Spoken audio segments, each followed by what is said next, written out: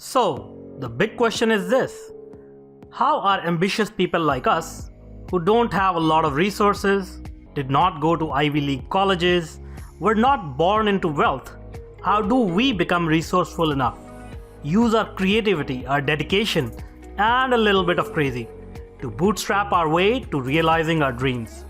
Whether it is launching a new company, launching a new app, or making it to the top of the corporate ladder. That is the question, and this podcast will give you the answers. Please like, share, and subscribe to get new episodes, videos, and other updates. Hi, everyone, and welcome to this new episode of Bootstrapping Your Dreams Show. I'm your host, Manuj Aggarwal, and today I will be talking with a tireless entrepreneur, Connie Qi. So Connie is an impressive entrepreneur. She's a TEDx speaker, author, co-founder of QTCon, and founder and CEO of the Qi Group, which is a marketing and branding agency, humanizing lifestyle brands. As an avid speaker, Connie regularly speaks about entrepreneurship, brand experiences, and humanizing brands.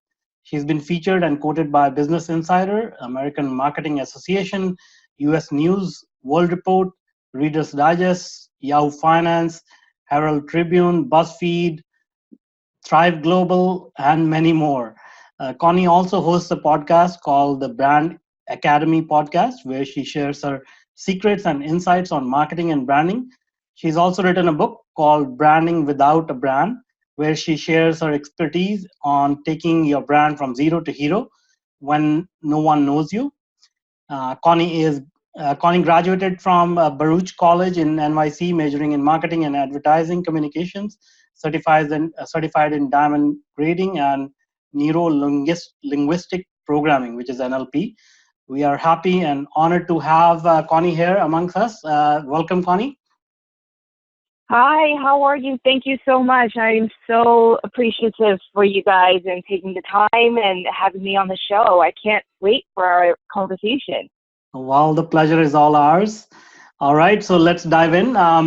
Before we get to the nitty-gritty details of branding and marketing, why don't you tell us a little bit about yourself and your background so that our audience can get to know you better? Yeah, sure. So I actually started my career in corporate, and I spent about 16 years working in the diamond industry. So I was working for a lot of these wholesale diamond miners, and I did that for 16 years, and I started to be really unhappy, and I realized that I wanted to start my own business, right? So basically, that's how the bug started, I guess. The entrepreneur bug started, and fast forward, I've had 3 failed businesses under my belt. I'm very grateful for those. And I'm just working on my 5th business. I'm out there speaking on the circuit about entrepreneurship, about brands, about marketing, brand experience. And yeah, like you said, I wrote a book and thinking of working on a 2nd book. Awesome. So that's basically what I have. Yeah. That's great. So before we dive into your success and the current business that you're running, let's talk about your failed businesses. How did that happen, and what were the lessons that you learned from that? And tell us a little bit about that phase of your Yeah. Wow. There was so much that I've learned. Yeah, I think as an entrepreneur, it's like you have to fail at a business or two, right? Because that's how we grow from that. So originally, at one point in my life, I was thinking to myself, well, I want to be a life coach. Okay. So I started a life coach business, and I realized that I'm not cut out to listen to people's problems all day long. So eventually that just kind of died out, right? And then I moved on, and I thought to myself, well, what else am I good at, right? And being that I come from a luxury industry, I thought, well, I'm just going to do luxury concierge services. Okay. And because I didn't have the connections as far as how to get the clients, so that business went under as well. And then fast forward, I decided I wanted to do marketing for yoga studios. Okay. And what I realized was that there's not a lot of opportunities there. It's a very small and segmented kind of marketplace. I see. So unfortunately, that also failed. And throughout this journey, I learned that, a lot of times as entrepreneurs, we put our self-worth into our businesses. And this is part of the journey. You have to be able to accept fails and losses to be able to really shift your own mindset and to grow from that. And I think that's like the biggest lesson, is to really understand that failure isn't really failure, right? It's a lot of learning that requires you to go through and grow. Yeah, for sure. Yeah, if you don't make mistakes or you don't have failures, there are not very many opportunities to learn. Yeah, I agree. All right. So the name of the show is Bootstrapping Your Dreams, and we have a lot of entrepreneurs in the audience who want to bootstrap. And so, this concept of building a recognized brand, from nothing, from zero, is very attractive, and it aligns well with what we are talking about in general in our podcast. So tell us a little bit about that. Like, how do you go about building a brand from zero to hero? So when it comes to building a brand, first and foremost, it's a lot of work. It's consistency. That's the key.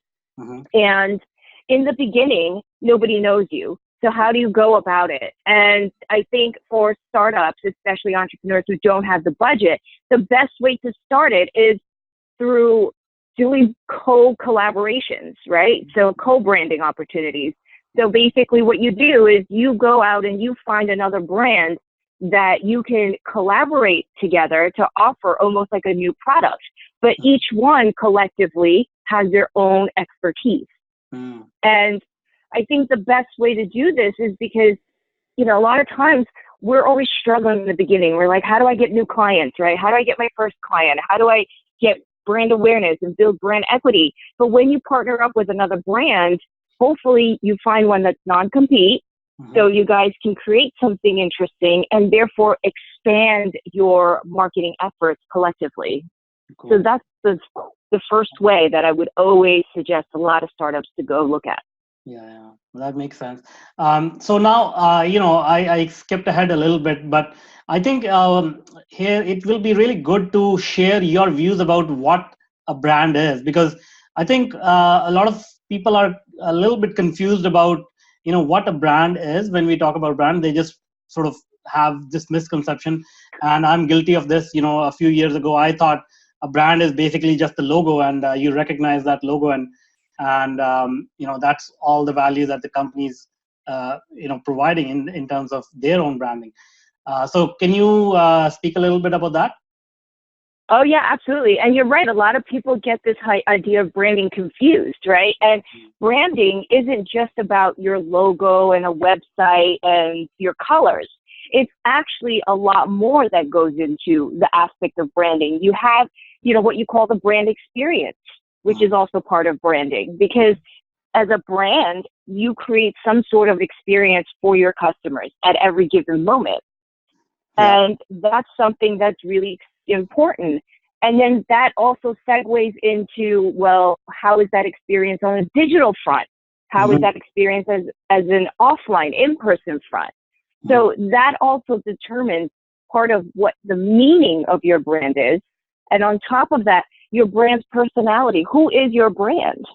It's not just, okay, this is my business, here's my logo, and bam, you're good, right? No, because you have to almost create like a personality and an identity for your brand as a person, if you think about it. Yeah. All right. So it's much more than a logo. Like it's a holistic experience that you're sort of giving to your customers, and even to your competitors and other factions in the society. That's awesome. So now tell us a little bit about your brand story, your journey with your own company. How did you realize what your brand is? And how did you create the Qi Group? Yeah. So along the way, I was also in a place where I just couldn't figure out how to connect better with my customers, our clients. And I actually took a personality test. And really, first of all, I had to get to know myself first, because I am essentially not just the face of the brand, but the creator of the brand. Mhm. So I needed to understand who I was from a personality aspect. Yeah. And then, once you take that test, there's actually 16 different brand personalities on the marketplace. So Okay. every brand falls into one or more of these 16. Okay. And once you understand which personality you are, then you become better at serving your clients. So Okay. for example, if we look at Johnson and Johnson, they're known for what? The baby products, some beauty products, things like that. Their brand personality is more along the lines of the caregiver. Yeah. Harley Davidson, they do these bikes, right? That a lot of people love these bikes, Yeah. and they fall into the rebel category. So once I took this personality test, what I realized was that the primary personality for my brand is rebel, and Mm. then followed by the lover, and then by hero. So that's the three different personalities that my brand holds. Nice, nice. All right. And then sort of you figured out your personality, and then you aligned it with the brand's personality, or the other way around, and started to build the brand in your image. Is that correct understanding? Right, exactly Awesome. it. All right. And how, I mean, did you use the same tactics as in collaborating with other brands initially? How did you how was that journey for you? When it comes to my own agency collaborating with other brands, what I like to do is I like to look for opportunities that are outside the box, right? So it speaks to the rebel side of me. Mm-hmm. And, I want to collaborate with brands to create these different experiences that people probably wouldn't even have thought about. So Uh-huh. that's basically, I look for specifically outside the box opportunities. Nice, nice. All right. And now, you have a personal brand, Connie Qi, and your company brand, the Qi Group. How much overlap do these brands have? Like, are they the one, like same brand personality, and everything sort of aligns between them, or are they different in some way? They actually have a lot of similarities, right? Because I am the one that has created this brand. So a lot of it spills over into the business as well. Yeah, very similar. Okay. And in your book, Branding Without a Brand, you have a quotation which says, to know me is to know where I have been. So can you explain that a little bit more? Yeah, sure. So, my background was that I didn't come from a family of massive wealth. But I was fortunate enough where my parents did teach me the value of thinking outside the box, right? Getting creative. And most importantly, I'd say my father taught me a lot about experiences and the value of what experiences mean, Mhm. whether it's good or bad. Yeah, yeah. So that was probably the foundation of where I came up with the concept of humanizing brands, because our brands are essentially an experience to our customers. Yeah. So on top of that, I grew up in a family of entrepreneurs. That's all I know. Most of my life was just watching all my family members just build businesses. And that was something that I guess was ingrained in me. And then on top of that, being a rebel, I've had some very interesting, life experiences to add to that. Nice, nice. All right. Okay, so you brought up the rebellious part a few times. So tell, where does that come from? Like, was it from your past experience or your teenage years? And how did you incorporate that into the brand? I think that comes from a very strict household, right? Oh, yeah, yeah. I grew up, in a strict household. And of course, the whole concept of being an overachiever was just kind of like, that was the theme, right? Mm.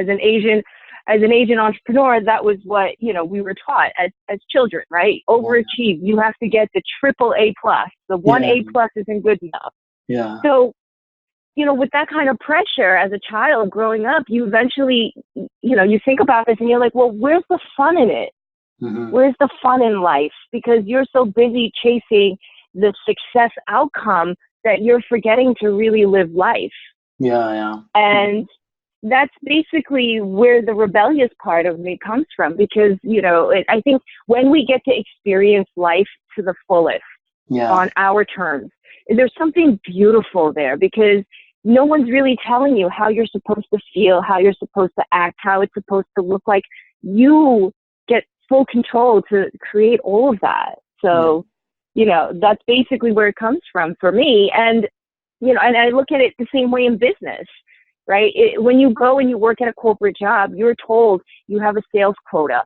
You have to do this by X amount of time. You have a deadline. We have a meeting every other 5 hours is something new, and it's frustrating for me because I don't like to function like that. So I think the best innovation and the best inspirations come from our experiences where there's no rules, because you have that opportunity to be childlike and play, right? And when you play, you have these ideas that formulate. And when you play with others, you have inspirations that become, brilliant ideas that become movements that become a global change.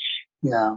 Yeah, no, very well said. And it completely resonates with me because, I had similar experience in my childhood. Like I grew up in very strict family, East Indian family. So, there's a lot of overlap between Chinese values and Indian values and how kids are brought up in our families. So being a strict, being a strict family, I also sort of, grew this rebellious streak in me. So I can completely resonate. And your point about experiences is again very important. Whether it's negative or positive experience. We were talking about failures earlier. That's also an experience. You could take it in a positive way or a negative way, and then it's an experience that adds to your life, right? Oh, I totally agree. Absolutely agree. Yeah. Awesome.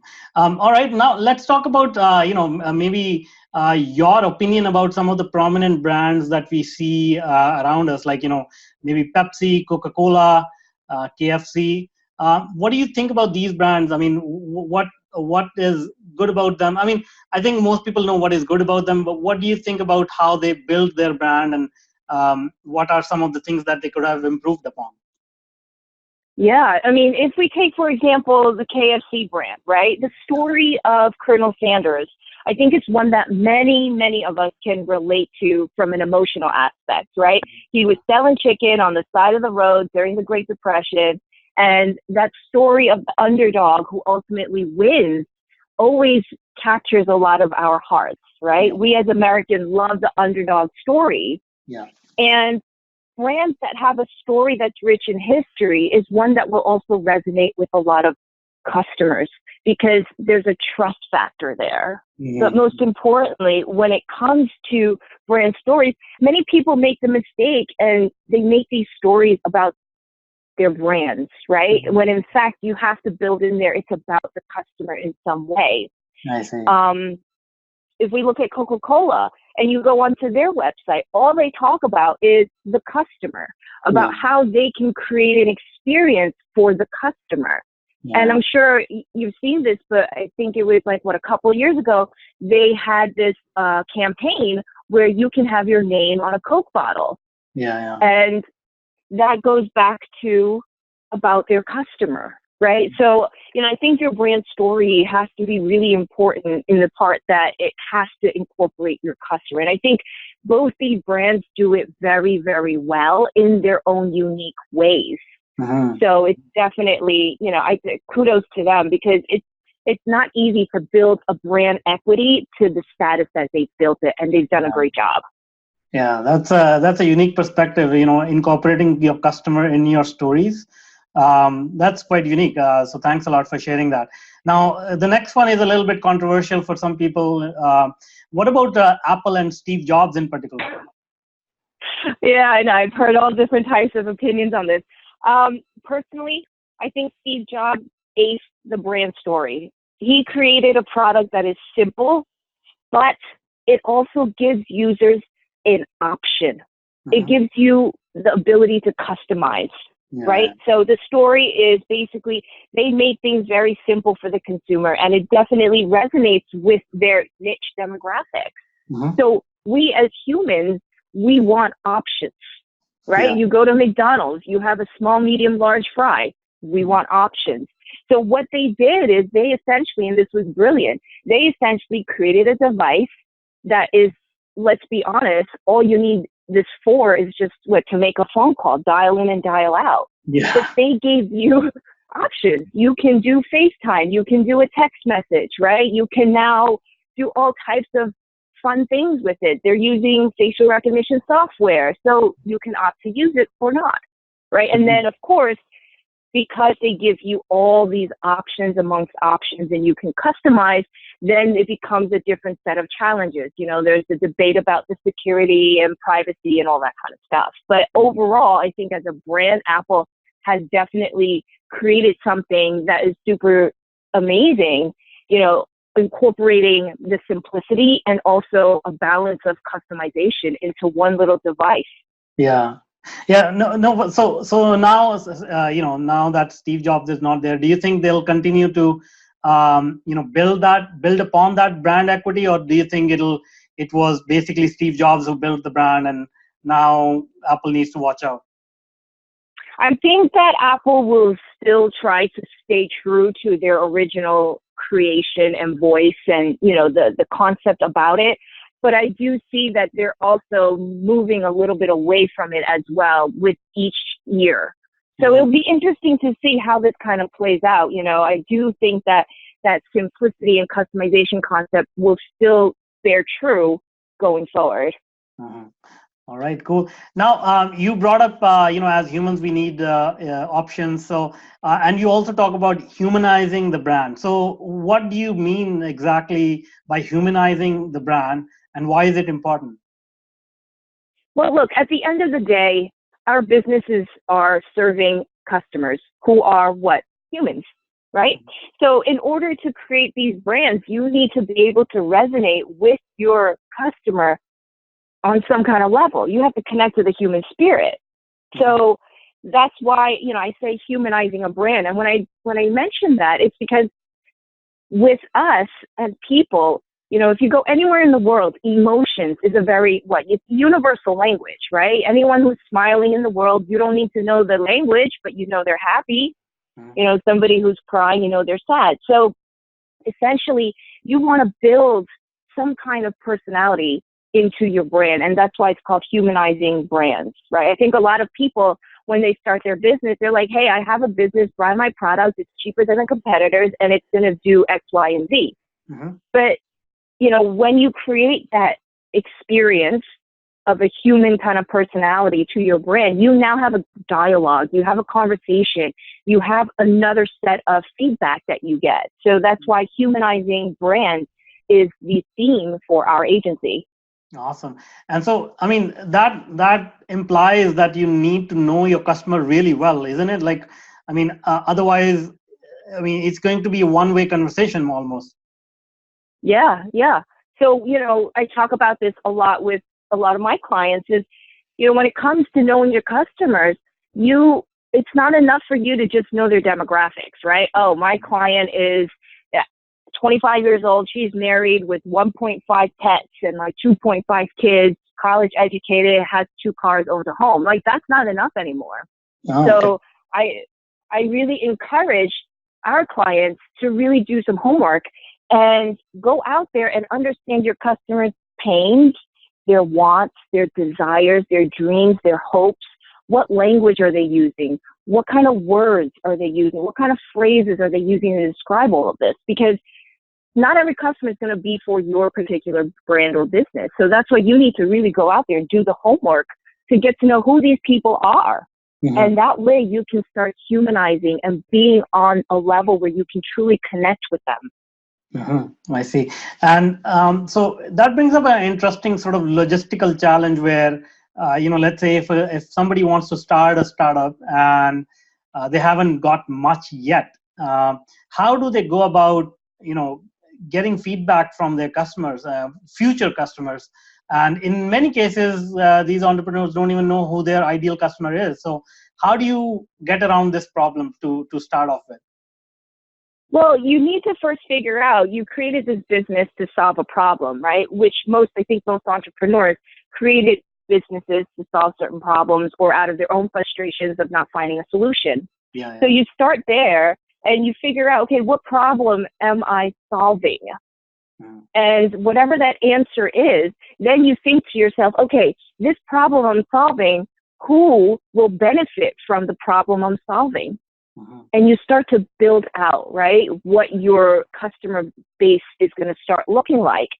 And, you know, honestly, as a startup, they don't have all the money to do market research and, you know, groups and things like that. So what you can do, kind of like a workaround, I'm giving you my secrets now, you can actually go onto sites like Quora or Reddit or even onto social media, right? And start asking questions. And people will tell you, they will give you responses. And you will start to end up seeing a lot of words being used over and over and over again. I see. So that's probably going to be a very grassroots kind of way to do it. It's going to take a little bit more time, but it's worth getting to know your customer. Yeah, for sure.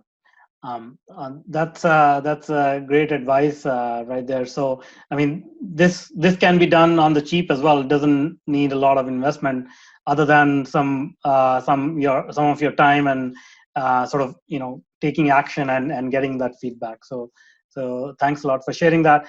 Now, can you share any success stories that you've had, not only with your own brand, but some of your clients' brands, and maybe what lessons can we learn from them?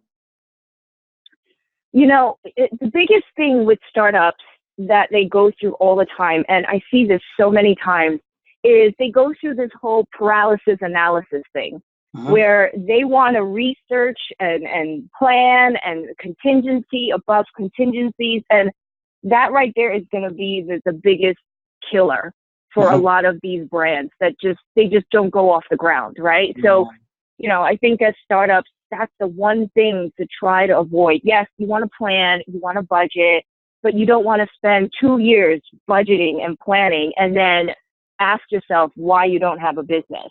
Yeah.